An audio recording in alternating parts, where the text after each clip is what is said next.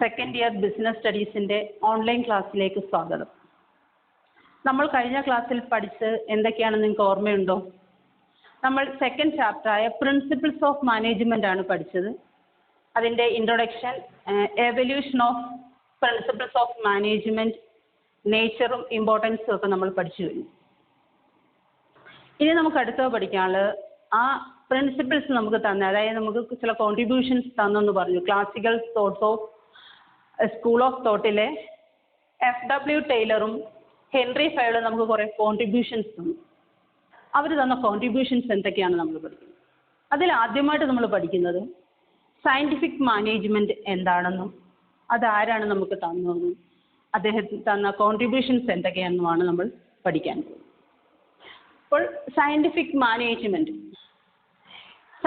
Management നമുക്ക് contribute ചെയ്തത് FW ടൈലറാണ്. FW ടൈലർ എന്ന് പറഞ്ഞാൽ ഫ്രെഡറിക് വിൻസ്ലോ ടൈലർ. അതേ ക്ലാസിക്കൽ സ്കൂൾ ഓഫ് തോട്ടിലെ FW ടൈലറും ഹെൻറി ഫയോളുമാണ് നമുക്ക് കോൺട്രിബ്യൂഷൻസ് തന്നത്. അതിലെ ശാസ്ത്രീയമായ മാനേജ്മെൻറ്റ് കോൺട്രിബ്യൂട്ട് ചെയ്ത ആരാണ്? FW ടൈലറാണ്, ഫ്രെഡറിക് വിൻസ്ലോ ടൈലർ. ഇനി അതിൻ്റെ എവല്യൂഷൻ ഒന്ന് നോക്കാം. 1776 ഇൻഡസ്ട്രിയൽ റെവല്യൂഷൻ, 1776 ഇൻഡസ്ട്രിയൽ റെവല്യൂഷൻ്റെ ഫലമായി മെക്കനൈസേഷൻ, അതായത് യന്ത്രവൽക്കരണം, large scale employment of labour, കൂടുതൽ എംപ്ലോയീസിനെ നിയമിക്കുക, മാസ് പ്രൊഡക്ഷൻ, കൂടുതൽ ഉൽപാദനം നടത്തുക, അതുപോലെ റെഡ്യൂസ് വേസ്റ്റേജ്, മിതവ്യയം, കോസ്റ്റ് ഓഫ് പ്രൊഡക്ഷൻ്റെ കോസ്റ്റ് കുറയ്ക്കുക, ഹാൻഡിൽ ലേബർ പ്രോബ്ലംസ്. ഇങ്ങനെയുള്ള പ്രോബ്ലംസ് ഉണ്ടായപ്പോൾ അതിനെ ഹാൻഡിൽ ചെയ്യാൻ വേണ്ടി എന്ത് ചെയ്തു? നമ്മുടെ ശാസ്ത്രീയമായ രീതിയിലുള്ള മാനേജ്മെൻറ്റ് വേണം. അതായത് മാനേജ്മെൻറ്റ് സിസ്റ്റത്തിൽ ഒരു ചേഞ്ച് ഉണ്ടാകുകയും ശാസ്ത്രീയമായ മാനേജ്മെൻറ്റ് അതിൽ അപ്ലൈ ചെയ്യണമെന്ന് വന്നു. അങ്ങനെ ഒരു ആശയം വന്നപ്പോൾ ആ ആശയം നമുക്ക് പലരും ശാസ്ത്രീയമായ മാനേജ്മെൻറ്റ് എന്ന ആശയം നമുക്ക് തന്നു. അതായത് Robert Owen, Charles Babbage, FW Taylor, ഇവരൊക്കെയാണ് നമുക്ക് ശാസ്ത്രീയമായ മാനേജ്മെൻറ്റ് എന്ന ആശയം തന്നത്. ഇവരിൽ FW ടൈലറാണ് നമുക്ക് ശരിക്കും ശാസ്ത്രീയമായ മാനേജ്മെൻറ്റ് പ്രിൻസിപ്പിൾസും ടെക്നിക്സും കോൺട്രിബ്യൂട്ട് ചെയ്തത്. അദ്ദേഹത്തിൻ്റെ കോൺട്രിബ്യൂഷൻസ് ആണ് നമ്മളിവിടെ വിശദമായി പഠിക്കാൻ പോകുന്നത്. സയൻറ്റിഫിക് മാനേജ്മെൻറ്റ് ഇൻട്രൊഡക്ഷനാണ് നമ്മൾ ഇപ്പോൾ മനസ്സിലാക്കിയത്. ഇനി അടുത്തതായിട്ട് എന്താണ് ശാസ്ത്രീയ മാനേജ്മെൻറ്റ്, എന്താണ് അതിൻ്റെ മീനിങ്, എന്താണ് അതിൻ്റെ ഡെഫിനേഷൻ, അത് നമുക്ക് നോക്കാം. ശാസ്ത്രീയമായ മാനേജ്മെൻറ്റ് എന്താണെന്ന് simple meaning: scientific management refers to the application of science to management practices. എന്താണ് ശാസ്ത്രീയമായ മാനേജ്മെൻറ്റ്? ശാസ്ത്രീയമായ മാനേജ്മെൻറ്റ് മീൻ ചെയ്യുന്നത് ഇറ്റ്സ് ആപ്ലിക്കേഷൻ ഓഫ് സയൻസ്, ശാസ്ത്രം അപ്ലൈ ചെയ്യുന്നു, ടു മാനേജ്മെൻറ്റ് പ്രാക്ടീസസ്. മാനേജ്മെൻറ്റ് പ്രാക്ടീസസിൽ ശാസ്ത്രം അപ്ലൈ ചെയ്യുന്നു. എന്താണ് ഈ ശാസ്ത്രം? നമുക്കറിയാം ശാസ്ത്രം എന്താണെന്ന്. പ്രാക്ടീസും എക്സ്പെരിമെൻറ്റേഷനും റിസർച്ചും ഒക്കെയാണ് ശാസ്ത്രം എന്ന് പറയുന്നത്. അപ്പോൾ ആ ശാസ്ത്രം, റിസർച്ച്, എക്സ്പെരിമെൻറ്റ്, പ്രാക്ടീസ് ഇവയൊക്കെ മാനേജ്മെൻറ്റ് പ്രാക്ടീസിൽ അപ്ലൈ ചെയ്യുമ്പോഴാണ് ഇത് ശാസ്ത്രീയമായ മാനേജ്മെൻ്റ് ആണ്. ഇനി അതിൻ്റെ ഡെഫിനിഷൻ നോക്കാം. Scientific management means exactly what you want meant to do and seeing that they do it in the best and cheapest way. ഇനി അതിൻ്റെ ഡെഫിനേഷൻ എന്താണ്? Scientific management means exactly what you want meant to do. ഓരോ തൊഴിലാളിയും എന്ത് ചെയ്യണമെന്ന് നമ്മൾ വ്യക്തമായിട്ട് മനസ്സിലാക്കുക.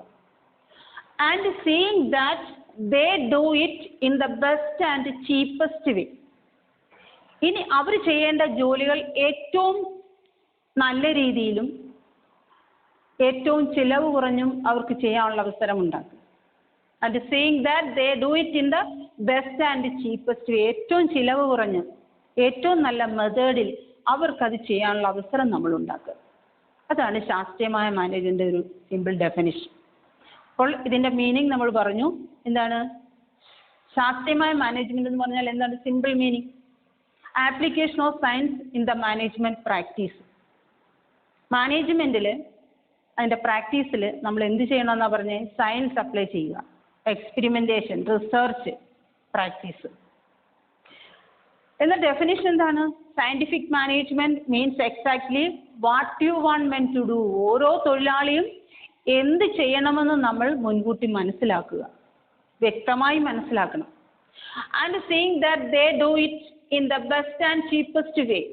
ഇനി അവർക്കത് ചെയ്യാനായിട്ട് ഏറ്റവും നല്ല മാർഗം നമ്മൾ കൊടുക്കുക, ഏറ്റവും നല്ല മാർഗവും ഏറ്റവും കുറഞ്ഞ ചെലവിലും അത് ചെയ്യാൻ നമ്മൾ അവസരമുണ്ടാക്കുക. ഇതിനെ എന്ത് നമ്മൾ സയൻറ്റിഫിക് മാനേജ്മെൻറ്റ്. അപ്പോൾ ഒരു സ്ഥാപനത്തിൽ സയൻസ് അപ്ലൈ ചെയ്താൽ അത് ആ ശാസ്ത്രീയമായ മാനേജ്മെൻ്റാണ്. ആ മാനേജ്മെൻറ്റിൻ്റെ എഫിഷ്യൻസി ഇൻക്രീസ് ചെയ്യാൻ, വർക്കേഴ്സിൻ്റെ വർക്ക് ഇൻക്രീസ് ചെയ്യാൻ, അല്ലെങ്കിൽ പ്രൊഡക്ഷൻ ഇൻക്രീസ് ചെയ്യാൻ, എല്ലാ രീതിയിലും കാര്യക്ഷമത വർദ്ധിപ്പിക്കാൻ നമുക്ക് എന്ത് സഹായിക്കുന്നു? ശാസ്ത്രീയമായ മാനേജ്മെൻറ്റ് ഒരു സ്ഥാപനത്തിൽ അപ്ലൈ ചെയ്താൽ എഫിഷ്യൻസി ഇൻക്രീസ് ചെയ്യും. സയൻറ്റിഫിക് മാനേജ്മെൻറ്റിൻ്റെ മീനിങ്ങും ഡെഫിനിഷനും നമ്മൾ പഠിച്ചു കഴിഞ്ഞു. ഇനി നമുക്ക് പഠിക്കാനുള്ളത് അതിൻ്റെ ലക്ഷ്യം എന്താണ്, എയിം എന്താണ്, ഒബ്ജക്റ്റീവ് എന്താണ്. Objectives or aims of scientific management നമുക്ക് നോക്കാം എന്തൊക്കെയാണെന്ന്. First one, increasing production. ഒരു അപ്ലൈ ചെയ്താൽ സയൻറ്റിഫിക് മാനേജ്മെൻ്റ് ആണ്. അങ്ങനെ ചെയ്താൽ പ്രൊഡക്ഷൻ ഇൻക്രീസ് ചെയ്യുന്നു, ഇൻക്രീസിങ് പ്രൊഡക്ഷൻ. ആ സ്ഥാപനത്തിൻ്റെ ഉൽപാദനം കൂടുന്നു. Next, improved quality. ഉൽപ്പന്നത്തിൻ്റെയോ ക്വാളിറ്റി കൂടുന്നു. മൂന്നാമത്തെ point, reducing cost. The cost of production is reduced. Cost of ഉൽപാദന ചെലവ് എന്ത് ചെയ്യാം? നമുക്ക് കുറയ്ക്കാൻ പറ്റുന്നു. Next, fourth point, selection of right person for right job. യഥാർത്ഥ പൊസിഷനിൽ, അതായത് യഥാർത്ഥ ജോലിക്ക് യഥാർത്ഥ വ്യക്തിയെ നിയമിക്കുക എന്നതാണ്.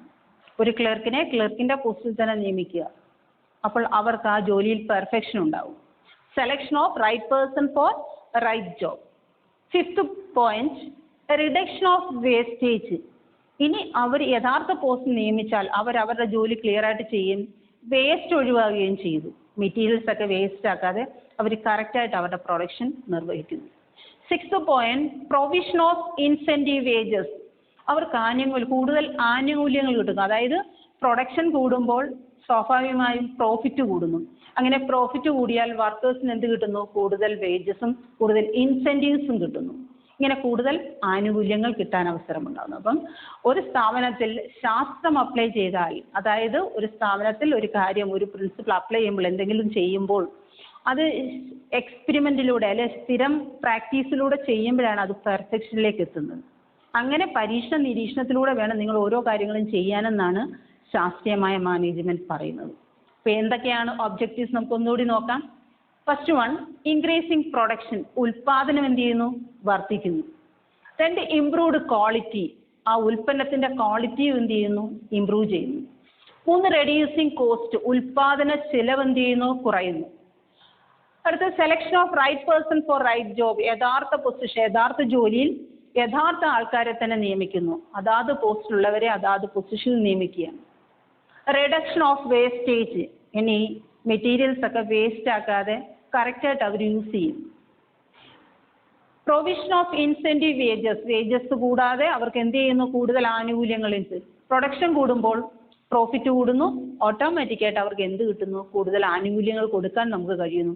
അപ്പോൾ ഒരു സ്ഥാപനത്തിൽ മാനേജ്മെൻറ്റ് അപ്ലൈ ചെയ്യുമ്പോൾ പ്രൊഡക്ഷൻ ഇൻക്രീസ് ചെയ്യും, വർക്കേഴ്സിന് അത് കൂടുതൽ, മാനേജ്മെൻറ്റിനും കൂടുതൽ നേട്ടങ്ങൾ ഉണ്ടാക്കുകയും ചെയ്യും. അടുത്തത് നമുക്ക് പഠിക്കാനുള്ളത് സയൻറ്റിഫിക് മാനേജ്മെൻറ്റ് നമുക്ക് കോൺട്രിബ്യൂട്ട് ചെയ്ത് ഫെയിലറിൻ്റെ കോൺട്രിബ്യൂഷനാണ് ഏറ്റവും ഇമ്പോർട്ടൻ്റ് ആണ് നമുക്ക്.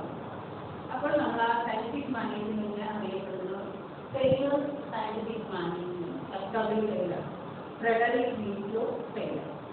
അപ്പോൾ അദ്ദേഹം ആരാണെന്ന് നമുക്ക് മനസ്സിലാക്കാം. എന്നിട്ട് നമുക്ക് അദ്ദേഹത്തിൻ്റെ കോൺട്രിബ്യൂഷൻ ചെയ്യും.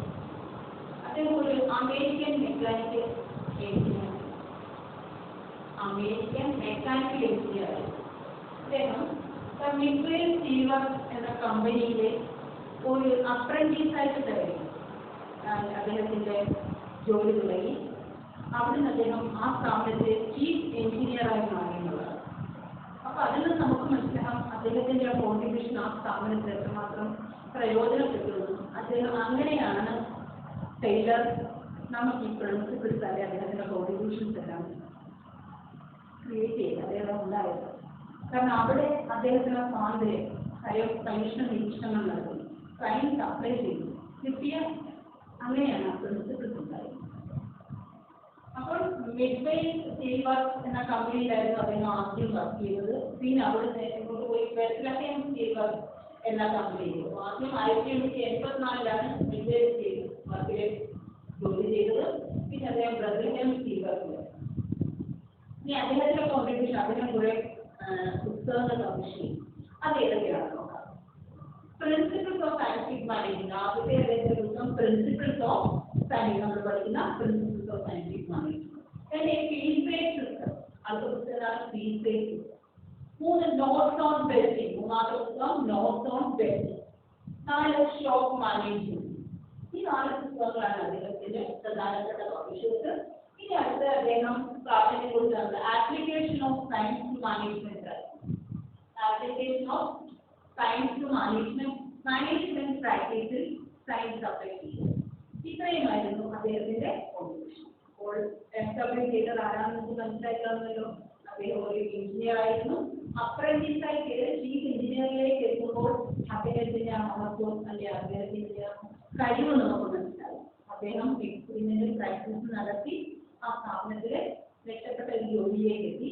പിന്നീട് മറ്റൊരു ജോലിയിൽ കയറിയെങ്കിലും അദ്ദേഹത്തിന് 4 പുസ്തകങ്ങളാണ് എഴുതിയത്. Principles of scientific management, field based system, notes on belting, shop management, and next അദ്ദേഹം ഇതിൽ പ്രാധാന്യം application of science to management. അടുത്തത് നമുക്ക് പഠിക്കാനുള്ളത് principles of scientific management. FW ടൈലറുടെ കോൺട്രിബ്യൂഷൻ ഏറ്റവും പ്രധാനം ഏതാണ്? Principles of scientific management. Principles of scientific management എന്തൊക്കെയാണെന്ന് നോക്കാം.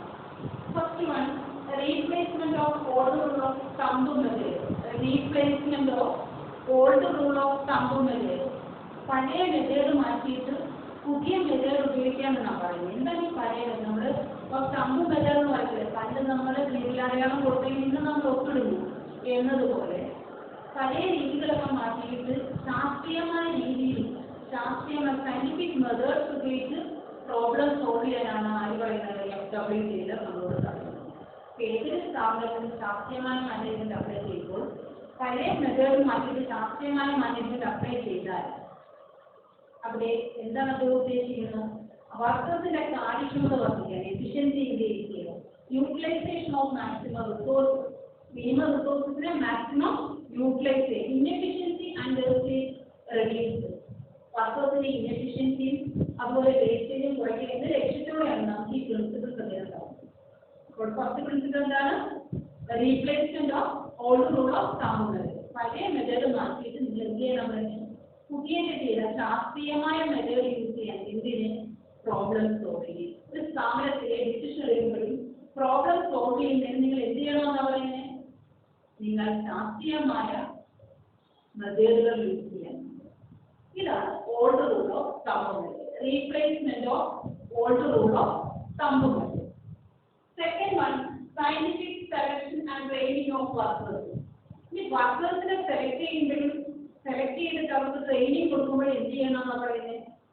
അവരെ സെലക്ട് ചെയ്യുമ്പോൾ ശാസ്ത്രീയമായ രീതിയിൽ എല്ലാം ശാസ്ത്രമാണ് ഉപയോഗിക്കുന്നത്. അതായത് പരീക്ഷ നിരീക്ഷണം അവരതിന് യോഗ്യരാണോ, സെലക്ഷൻ അങ്ങനെ വേണം, പ്രത്യേക ഡിപ്പാർട്ട്മെന്റ് വേണം, അങ്ങനെ അവരെ സെലക്ട് ചെയ്യുന്നു. അവർക്ക് ട്രെയിനിങ് കൊടുക്കുമ്പോഴും എന്ത് വേണം? നമ്മുടെ ശാസ്ത്രീയമായ രീതിയിൽ വേണം ട്രെയിനിങ് കൊടുക്കാൻ. ഇങ്ങനെ ചെയ്താൽ വർക്കേഴ്സിന്റെ എഫിഷ്യൻസി ഇൻക്രീസ്.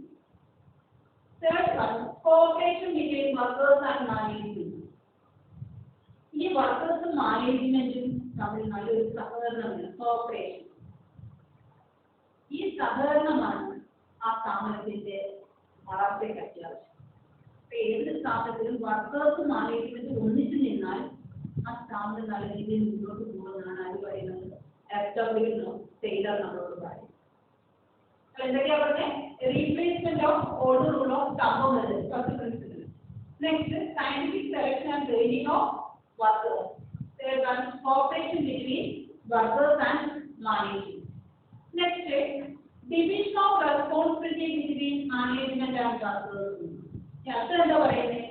റെസ്പോൺസിബിലിറ്റി വർക്കേഴ്സിനും മാനേജ്മെന്റിനും തുല്യമായ രീതികൾ. ഇത് രണ്ടു പേർക്ക് റെസ്പോൺസിബിലിറ്റി. എങ്ങനെയാണ് രണ്ടു പേർക്ക് റെസ്പോൺസിബിലിറ്റി വരുന്നത്? ഒരു മാനേജ്മെന്റ് പ്ലാൻ ചെയ്യുകയും ഓർഗനൈസ് ചെയ്യുകയും ചെയ്യുമ്പോൾ അവർക്ക് അതിനുള്ള റെസ്പോൺസിബിലിറ്റി. പ്ലാൻ ചെയ്യണം, ഓർഗനൈസ് ചെയ്യണം, അതാണ് അവരുടെ റെസ്പോൺസിബിലിറ്റി.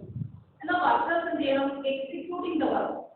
കൊടുക്കുന്ന ജോലി കറക്റ്റായിട്ട് ചെയ്യുക, എക്സിക്യൂട്ടിംഗ് ദ വർക്ക്. അതാണ് division of responsibility between workers and വർക്കേഴ്സിനും മാനേജ്മെന്റിനും തുല്യ, അതായത് ഉത്തരവാദിത്വം തുല്യമായി വിധിച്ചു കൊടുക്കാനാണ്.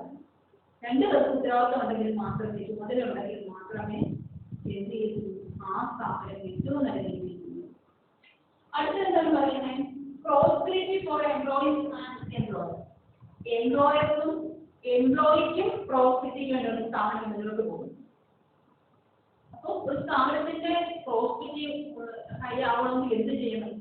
നമ്മുടെ ഔട്ട്പുട്ട് റെസ്ട്രിക്ട് ചെയ്യണം മാക്സിമം. എന്നിട്ട് മിനിമം കോസ്റ്റില് മിനിമം റിസോഴ്സില് മാക്സിമം അച്ചീവ്മെന്റ് ചെയ്ത് പോകാം. അപ്പോൾ മാക്സിമം പ്രോഫിറ്റ്. ഇതാണ് ഏതൊരു സ്ഥാപനത്തിന്റെ ലക്ഷ്യം. അപ്പോൾ എഫക്റ്റീവ് ചെയ്താൽ നമുക്ക് തന്നെ ഈ പ്രിൻസിപ്പിളിലൂടെ നമ്മൾ ശാസ്ത്രം അപ്ലൈ ചെയ്യുകയും പരീക്ഷണ നിരീക്ഷണങ്ങളിലൂടെ വേണം നമ്മൾ എന്ത് ചെയ്യുന്ന പറയുന്നത്, ആ സ്ഥാപനത്തിന്റെ മാനേജ്മെന്റ് മുന്നോട്ട് പോകാനുണ്ട്. അപ്പോൾ സ്ഥാപനത്തിന്റെ എഫിഷ്യൻസി ഇൻക്രീസ് ചെയ്യുന്നു, വർക്കേഴ്സിന്റെ കാര്യക്ഷമത വർദ്ധിക്കുന്നു, വേസ്റ്റ് കുറയുന്നു, കോസ്റ്റ് കുറച്ചുകൊണ്ട് മാക്സിമം അച്ചീവ്മെന്റ് ചെയ്യുന്നു. അപ്പോൾ എന്തൊക്കെയാണ് പ്രിൻസിപ്പിൾസ് നമുക്ക് ഒന്നുകൂടി നോക്കാം. ഫസ്റ്റ് വൺ, റീപ്ലേസ്മെന്റ് ഓഫ് ഓർഡറുള്ള സംഭവങ്ങളെ. Second, scientific selection and training of workers. Third, cooperation between workers and management. Fourth, division of responsibility between management and workers. Fifth one, prosperity for employees and employers. അപ്പോൾ നമ്മൾ ഇന്ന് പഠിച്ചത് principle scientific മാനേജ്മെന്റിനെ കുറിച്ചാണ്. എക്സ്ട്രാപ്ലേറ്റ് ചെയ്ത നോക്കുന്ന contribution അദ്ദേഹം തന്ന ഒരു പ്രിൻസിപ്പിൾസ് ആണ് നമ്മൾ ഈ 5 എണ്ണം പഠിച്ചത്. ഇനി നമുക്ക് അടുത്ത ക്ലാസ്സിൽ പഠിക്കേണ്ട അദ്ദേഹത്തിന്റെ ടെക്നിക്കുകൾ. അദ്ദേഹം നമുക്ക് കുറച്ച് ടെക്നിക്കുകൾ പറഞ്ഞിട്ടുണ്ട് മാനേജ്മെന്റ് അപ്ലൈ ചെയ്യുന്നത്. ആ ടെക്നിക്കുകളാണ് അടുത്ത ക്ലാസ്സിൽ.